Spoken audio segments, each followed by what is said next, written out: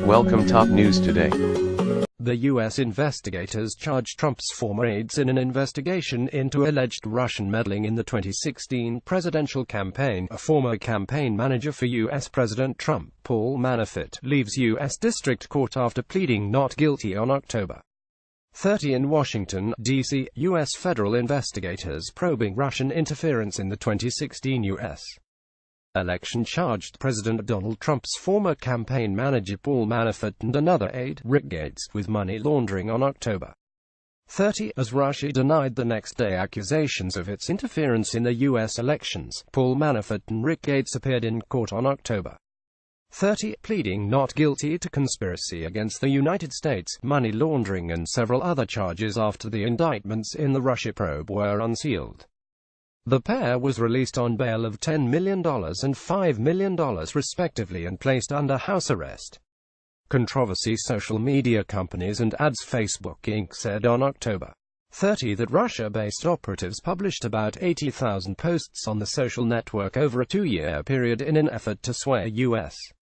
politics, and that about 126 million Americans may have seen the posts during that time. Facebook's latest data on the Russia-linked posts possibly reaching around half of the U.S. population of voting age far exceeds the company's previous disclosures.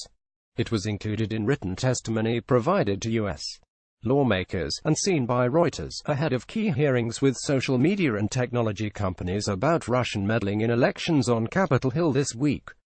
Facebook's general counsel, Colin Stretch, said the posts violated Facebook's terms of service, and any amount of such activity using fake accounts is too much. Twitter Inc. separately has found 2,752 accounts linked to Russian operatives, a source familiar with the company's written testimony said.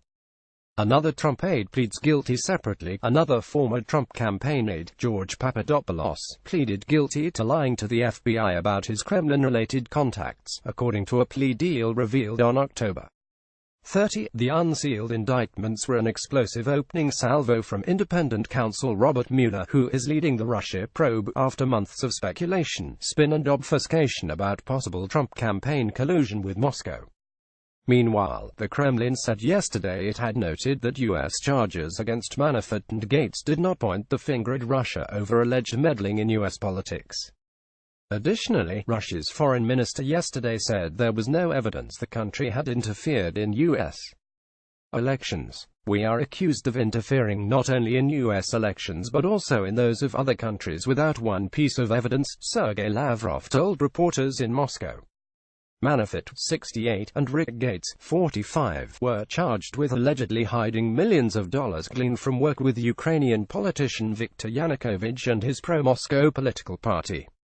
Papadopoulos, a former Trump foreign policy advisor, admitted he tried to hide contacts with a Moscow-linked professor who was offering dirt on Trump's election rival Hillary Clinton. The revelations prompted a furious and defiant reaction from Trump, who dismissed allegations of collusion and called on Clinton to be investigated. "Sorry, but this is years ago, before Paul Manafort was part of the Trump campaign. But why aren't crooked Hillary the Dems the focus?" Trump tweeted. Also, there is no collusion, but Papadopoulos revealed that he informed Trump and others personally that he could organize a meeting between the then-candidate and Russian President Vladimir Putin. The ex-advisor told the FBI that he had been instructed by an unnamed campaign supervisor to meet Russian officials off the record, if feasible. Donald Trump, Russia, Paul Manafort, investigation, elections, U.S. District Court.